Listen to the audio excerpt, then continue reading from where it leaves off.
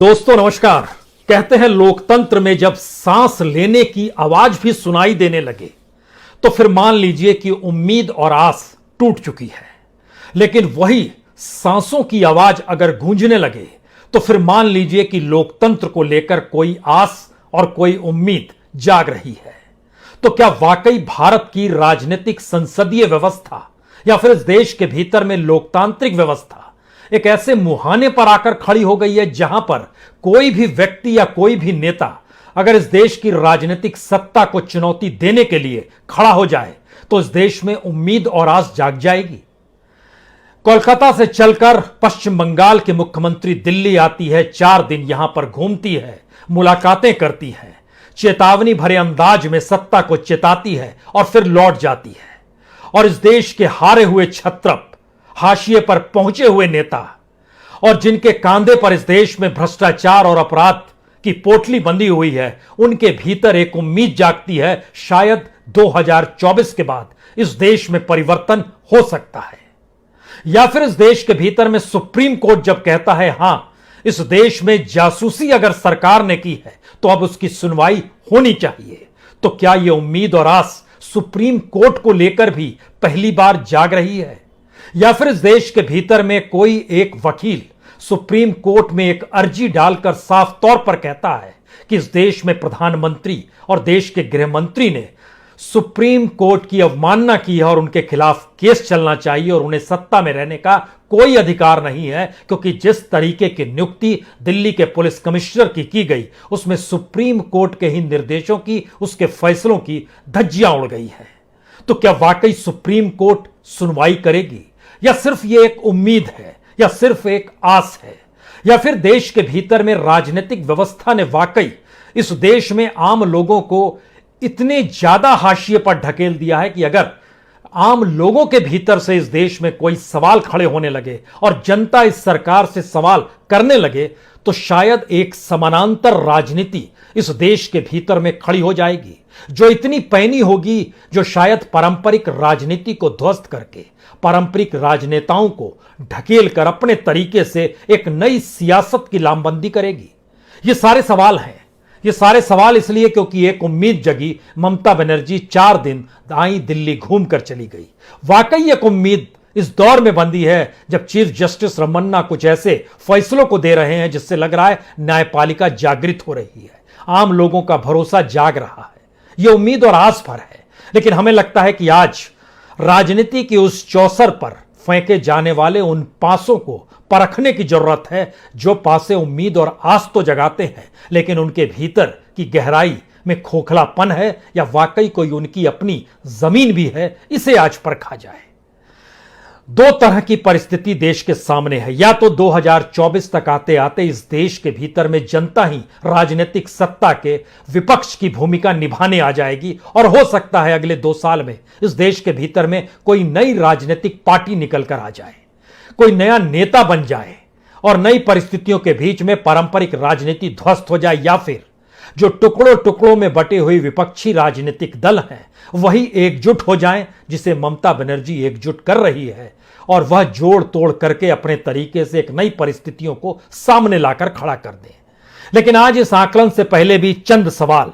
क्या वाकई ममता की सेना मोदी को पराजित कर सकती है या मोदी के लिए यह फायदेमंद होगा?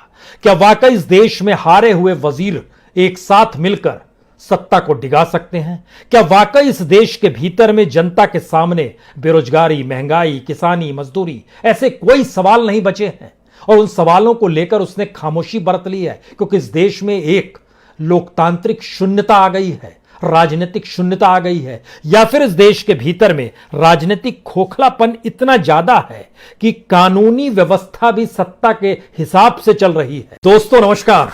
कहते हैं लोकतंत्र में जब सांस लेने की आवाज भी सुनाई देने लगे तो फिर मान लीजिए कि उम्मीद और आस टूट चुकी है। लेकिन वही सांसों की आवाज अगर गूंजने लगे तो फिर मान लीजिए कि लोकतंत्र को लेकर कोई आस और कोई उम्मीद जाग रही है। तो क्या वाकई भारत की राजनीतिक संसदीय व्यवस्था या फिर इस देश के भीतर में लोकतांत्रिक व्यवस्था एक ऐसे मुहाने पर आकर खड़ी हो गई है जहां पर कोई भी व्यक्ति या कोई भी नेता अगर इस देश की राजनीतिक सत्ता को चुनौती देने के लिए खड़ा हो जाए तो इस देश में उम्मीद और आस जाग जाएगी। कोलकाता से चलकर पश्चिम बंगाल के मुख्यमंत्री दिल्ली आती है, 4 दिन यहां पर घूमती है, मुलाकातें करती है, चेतावनी भरे अंदाज में सत्ता को चेताती है और फिर लौट जाती है। और इस देश के हारे हुए क्षत्रप, हाशिए पर पहुंचे हुए नेता और जिनके कांधे पर इस देश में भ्रष्टाचार और अपराध की पोटली बंधी हुई है, उनके भीतर एक उम्मीद जागती है, शायद 2024 के बाद इस देश में परिवर्तन हो सकता है। या फिर इस देश के भीतर में सुप्रीम कोर्ट जब कहता है हां, इस देश में जासूसी अगर सरकार ने की है तो अब उसकी सुनवाई होनी चाहिए, तो क्या यह उम्मीद और आस सुप्रीम कोर्ट को लेकर भी पहली बार जाग रही है? या फिर इस देश के भीतर में कोई एक वकील सुप्रीम कोर्ट में एक अर्जी डालकर साफ तौर पर कहता है कि इस देश में प्रधानमंत्री और देश के गृह मंत्री ने सुप्रीम कोर्ट की अवमानना की है और उनके खिलाफ केस चलना चाहिए और उन्हें सत्ता में रहने का कोई अधिकार नहीं है, क्योंकि जिस तरीके की नियुक्ति दिल्ली के पुलिस कमिश्नर की गई उसमें सुप्रीम कोर्ट के ही निर्देशों की, उसके फैसलों की धज्जियां उड़ गई है। तो क्या वाकई सुप्रीम कोर्ट सुनवाई करेगी, या सिर्फ ये एक उम्मीद है, या सिर्फ एक आस है? या फिर देश के भीतर में राजनीतिक व्यवस्था ने वाकई इस देश में आम लोगों को इतने ज्यादा हाशिए पर ढकेल दिया है कि अगर आम लोगों के भीतर से इस देश में कोई सवाल खड़े होने लगे और जनता इस सरकार से सवाल करने लगे तो शायद एक समानांतर राजनीति इस देश के भीतर में खड़ी हो जाएगी, जो इतनी पैनी होगी, जो शायद पारंपरिक राजनीति को ध्वस्त करके पारंपरिक राजनेताओं को ढकेल कर अपने तरीके से एक नई सियासत की लामबंदी करेगी। ये सारे सवाल हैं। ये सारे सवाल इसलिए क्योंकि एक उम्मीद जगी, ममता बनर्जी 4 दिन आई, दिल्ली घूमकर चली गई। वाकई एक उम्मीद इस दौर में बंधी है जब चीफ जस्टिस रमन्ना कुछ ऐसे फैसलों को दे रहे हैं जिससे लग रहा है न्यायपालिका जागृत हो रही है, आम लोगों का भरोसा जाग रहा है। यह उम्मीद और आस पर है। लेकिन हमें लगता है कि आज राजनीति की उस चौसर पर फेंके जाने वाले उन पासों को परखने की जरूरत है, जो पासे उम्मीद और आस तो जगाते हैं लेकिन उनके भीतर की गहराई में खोखलापन है, या वाकई कोई उनकी अपनी जमीन भी है, इसे आज परखा जाए। 2 तरह की परिस्थिति देश के सामने है। या तो 2024 तक आते आते इस देश के भीतर में जनता ही राजनीतिक सत्ता के विपक्ष की भूमिका निभाने आ जाएगी और हो सकता है अगले 2 साल में इस देश के भीतर में कोई नई राजनीतिक पार्टी निकल कर आ जाए, कोई नया नेता बन जाए और नई परिस्थितियों के बीच में पारंपरिक राजनीति ध्वस्त हो जाए, या फिर जो टुकड़ों टुकड़ों में बटे हुए विपक्षी राजनीतिक दल हैं वही एकजुट हो जाएं, जिसे ममता बनर्जी एकजुट कर रही है, और वह जोड़ तोड़ करके अपने तरीके से एक नई परिस्थितियों को सामने लाकर खड़ा कर दें। लेकिन आज इस आकलन से पहले भी चंद सवाल। क्या वाकई ममता की सेना मोदी को पराजित कर सकती है, या मोदी के लिए यह फायदेमंद होगा? क्या वाकई इस देश में हारे हुए वजीर एक साथ मिलकर सत्ता को डिगा सकते हैं? क्या वाकई इस देश के भीतर में जनता के सामने बेरोजगारी, महंगाई, किसानी, मजदूरी ऐसे कोई सवाल नहीं बचे हैं और उन सवालों को लेकर उसने खामोशी बरत ली है, क्योंकि इस देश में एक लोकतांत्रिक शून्यता आ गई है, राजनीतिक शून्यता आ गई है? या फिर इस देश के भीतर में राजनीतिक खोखलापन इतना ज्यादा है कि कानूनी व्यवस्था भी सत्ता के हिसाब से चल रही है, संविधान को भी परिभाषित सत्ता ही कर रही है, लेकिन कोई भी कहीं से भी कोई आवाज सुनाई नहीं देती है, और कोई सांस भी लेता है तो लगता है उसने देशद्रोह कर दिया है, उसके ऊपर 124 का मुकदमा ठोक दिया जाए। क्या वाकई ऐसी परिस्थिति आ गई है? हमें लगता है कि आज जिस आकलन को करने की जरूरत है उसमें शुरुआत में राजनीतिक और उसके बाद जनता। राजनीतिक में आपको सबसे आगे ममता बनर्जी को रखना होगा, क्योंकि ममता बनर्जी ने 2014 के बाद जो राजनीतिक जीत जिस ठसक के साथ हासिल की है, वो ठसक एक उम्मीद और आस से ज्यादा उस राजा के पराजित होने की दिशा को उभारती है, जिसमें तमाम हारे हुए क्षत्रप एक साथ उस छतरी के नीचे आकर खड़े होने को तैयार हैं। लेकिन उन क्षत्रपों की अपनी स्थिति क्या है? खास तौर से जो चेहरे नजर आएंगे उसमें आप सोचेंगे विपक्ष में ममता के साथ कौन आ सकते हैं? शरद पवार, अरविंद केजरीवाल, अखिलेश यादव, तेजस्वी यादव, स्टालिन, मायावती, मायावती के नाम पर कुछ आपके सवाल होंगे जहन में, लेकिन इन तमाम नेताओं या उद्धव ठाकरे, ऐसे नामों को लेकर हमको लगता है कि इनके अपने राज्यों के भीतर की परिस्थिति और इनकी अपनी चुनावी गणित को समझ लीजिए, इनके विधानसभा और लोकसभा दोनों परिस्थितियों को समझ लीजिए। उत्तर प्रदेश के भीतर में जब समाजवादी पार्टी सबसे पराकाष्ठा पर थी, उसकी सत्ता थी, और जब समाजवादी पार्टी इसकी स्थिति नाजुक हो गई 2017 के विधानसभा में और 2019 के लोकसभा चुनाव में, अब तो इस 2022 में विधानसभा चुनाव है, लेकिन पुरानी दोनों परिस्थितियों को जब आप देखेंगे तो आपको जानकर हैरत होगी, समाजवादी पार्टी के वोट में जो अंतर आता है वह सिर्फ 50,000 से ज्यादा के वोट का अंतर नहीं आता है।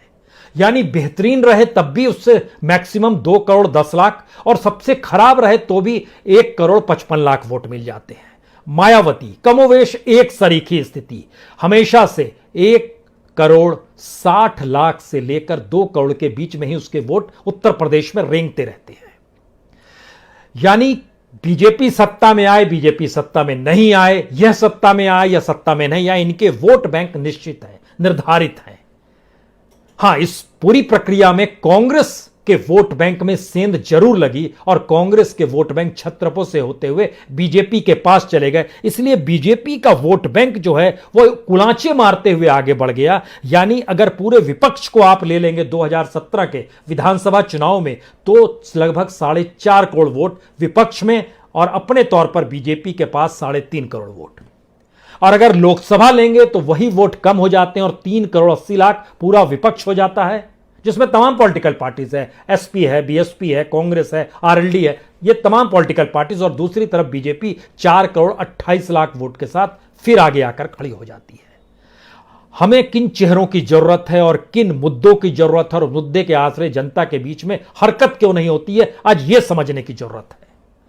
तो इसका मतलब बहुत साफ है कि उत्तर प्रदेश के चेहरे अगर ममता के साथ खड़े हो जाएं तो उत्तर प्रदेश में बहुत असर नहीं पड़ेगा, लोकसभा चुनाव में भी नहीं पड़ेगा।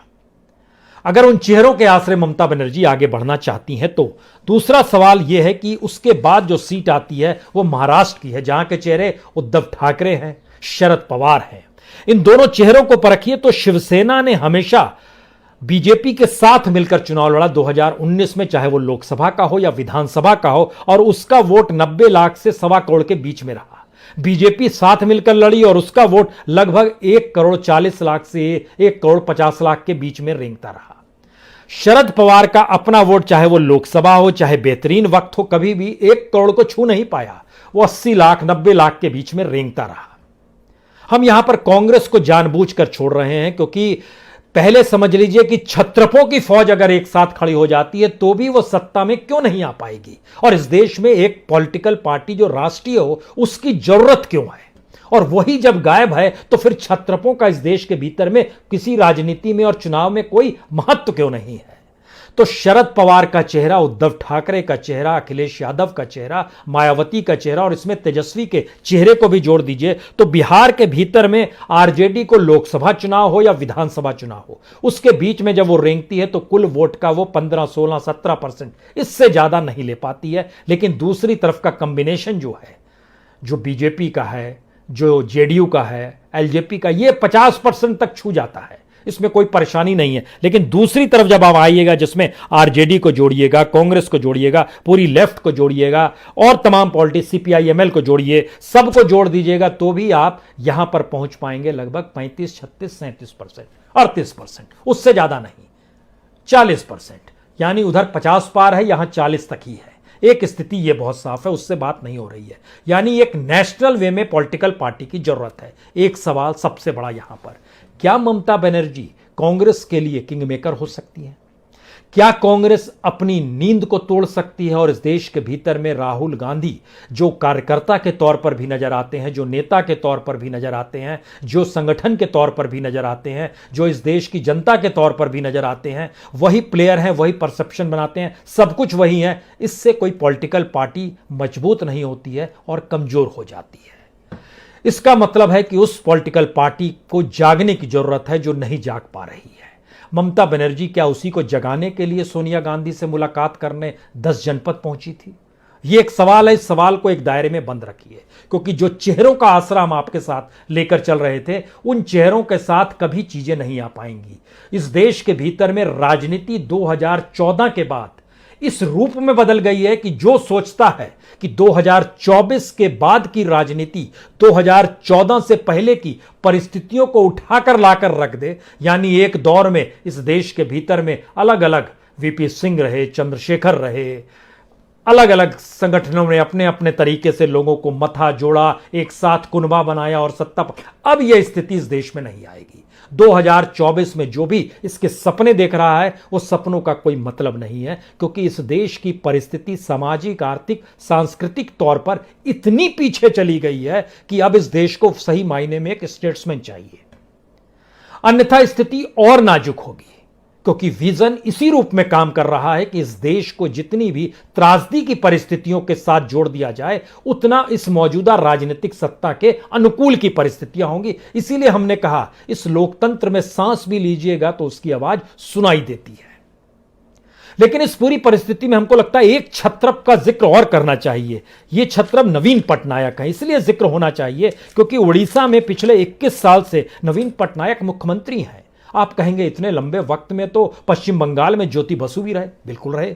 आप कहेंगे कि इतने लंबे वक्त तक शिवराज सिंह चौहान भी अपने तौर पर रहे हैं, इतने उम्र पूरी कर लेंगे। 2003 में सीएम बने थे, उसके बाद से हो जाएंगे। यह 2000 में बने थे सीएम नवीन पटनायक, उड़ीसा के भीतर में 21 साल से मुख्यमंत्री हैं, कि स्टेबिलिटी है।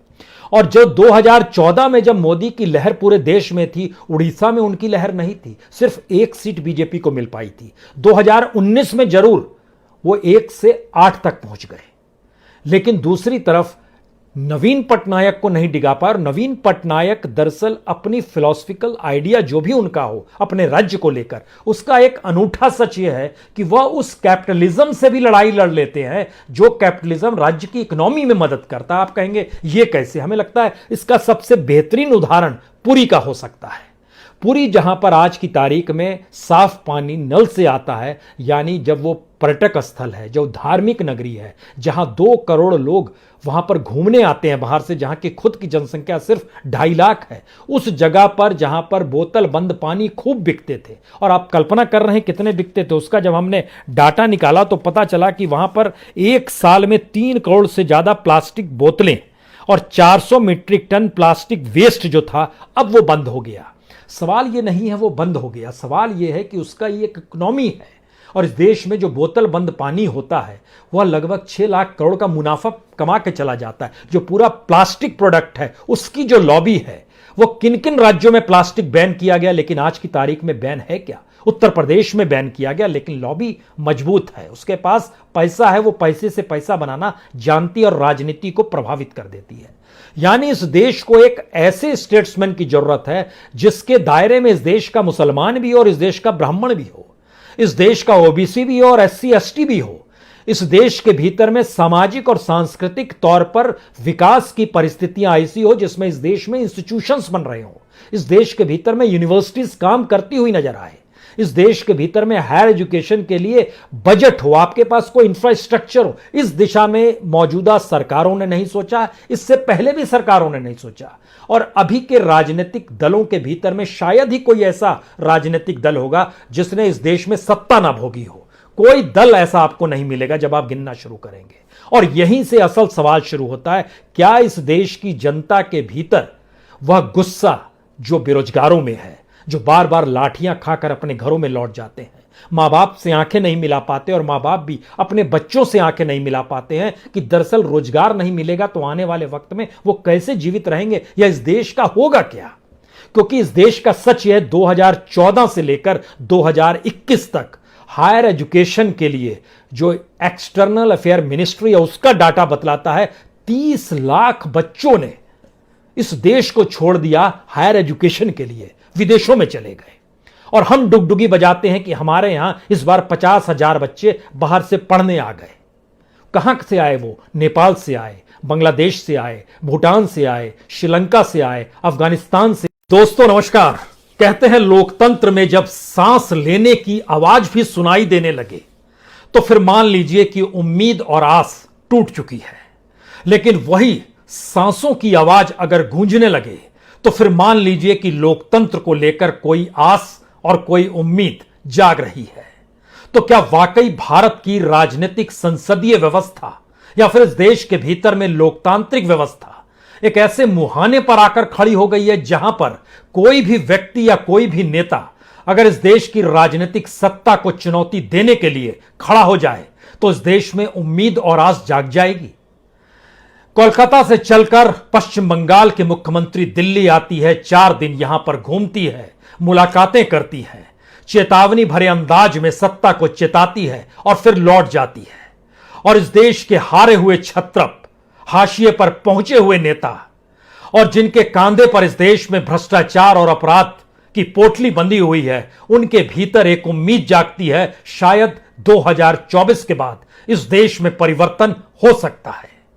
या फिर इस देश के भीतर में सुप्रीम कोर्ट जब कहता है हां, इस देश में जासूसी अगर सरकार ने की है तो अब उसकी सुनवाई होनी चाहिए, तो क्या यह उम्मीद और आस सुप्रीम कोर्ट को लेकर भी पहली बार जाग रही है? या फिर इस देश के भीतर में कोई एक वकील सुप्रीम कोर्ट में एक अर्जी डालकर साफ तौर पर कहता है कि इस देश में प्रधानमंत्री और देश के गृह मंत्री ने सुप्रीम कोर्ट की अवमानना की है और उनके खिलाफ केस चलना चाहिए और उन्हें सत्ता में रहने का कोई अधिकार नहीं है, क्योंकि जिस तरीके की नियुक्ति दिल्ली के पुलिस कमिश्नर की गई उसमें सुप्रीम कोर्ट के ही निर्देशों की, उसके फैसलों की धज्जियां उड़ गई है। तो क्या वाकई सुप्रीम कोर्ट सुनवाई करेगी या सिर्फ ये एक उम्मीद है या सिर्फ एक आस है? या फिर देश के भीतर में राजनीतिक व्यवस्था ने वाकई इस देश में आम लोगों को इतने ज्यादा हाशिए पर ढकेल दिया है कि अगर आम लोगों के भीतर से इस देश में कोई सवाल खड़े होने लगे और जनता इस सरकार से सवाल करने लगे तो शायद एक समानांतर राजनीति इस देश के भीतर में खड़ी हो जाएगी, जो इतनी पैनी होगी, जो शायद पारंपरिक राजनीति को ध्वस्त करके पारंपरिक राजनेताओं को ढकेल कर अपने तरीके से एक नई सियासत की लामबंदी करेगी। ये सारे सवाल हैं, ये सारे सवाल इसलिए क्योंकि एक उम्मीद जगी, ममता बनर्जी 4 दिन आई, दिल्ली घूम कर चली गई। वाकई एक उम्मीद इस दौर में बंदी है जब चीफ जस्टिस रमन्ना कुछ ऐसे फैसलों को दे रहे हैं जिससे लग रहा है न्यायपालिका जागृत हो रही है, आम लोगों का भरोसा जाग रहा है।